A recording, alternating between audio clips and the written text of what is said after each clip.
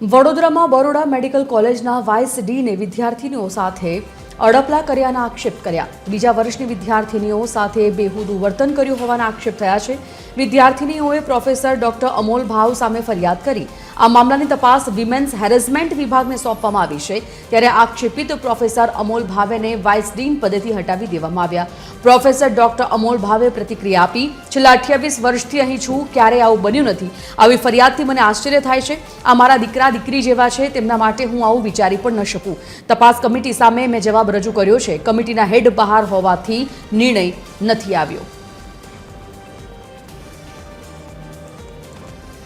એમને લાગ્યું ચોક્કસ, એટલે જ મેં એવું પણ ગઈકાલ કીધું, મેં કીધું જો સ્ટુડન્ટને લાગ્યું હોય તો મને કીધું હોત તો મેં એને માફી માગી હોત કે બેટા તને આવું લાગ્યું।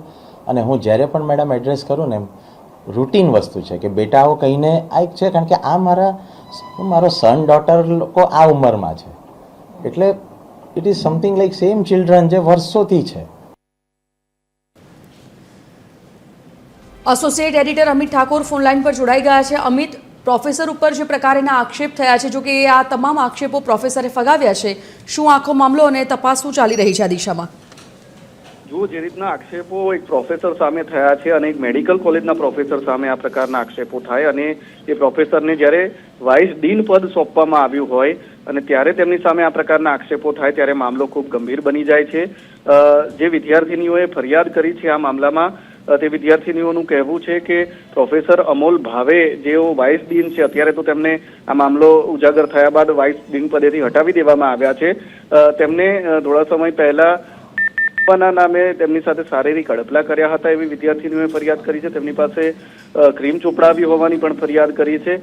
એટલે આ આક્ષેપો ખૂબ સંગીન અને ગંભીર આક્ષેપો છે અને એટલા માટે જ હવે આ મામલો જ્યારે ઉજાગર થયો છે અને વિદ્યાર્થીનીઓએ લેખિતમાં ફરિયાદ કરી છે ડીનને, ત્યારે વાઇસ ડીન પદેથી અમોલ ભાવેને હટાવી દેવામાં આવ્યા છે। ખૂબ સિનિયર પ્રોફેસર છે। આ મામલામાં હવે વુમન્સ હેરેસમેન્ટ સમિતિ દ્વારા પણ તપાસ શરૂ કરી દેવામાં આવી છે।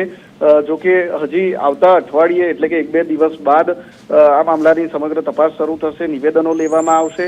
વિદ્યાર્થીનીઓના નિવેદનો ખૂબ મહત્વના છે, તેની સામે આક્ષેપિત અમોલ ભાવેના પણ નિવેદનો લેવામાં આવશે અને ત્યારબાદ જાણકારોનું કહેવું છે જો જે આક્ષેપો છે તે પુરવાર થશે, તે સાચા સાબિત થશે તો તેમના વિરુદ્ધ સસ્પેન્શન સહિતની કાર્યવાહી પણ થઈ શકે છે। જોકે આ મામલામાં જે આક્ષેપો થયા છે તે મામલે અમોલ ભાવે પોતાની પ્રતિક્રિયા આપી છે ને તમામ પ્રકારના જે આક્ષેપો તેમના વિરુદ્ધ થયા છે તેમને નકારી કાઢ્યા છે। હવે આ મામલો, આ જે બોલ છે હવે વુમન્સ હેરેસમેન્ટ કમિટીના પાલામાં છે, કોર્ટમાં છે। હવે એ આ મામલામાં તપાસ કરે છે, નિર્ણય શું આપે છે તે જોવાનું રહેશે।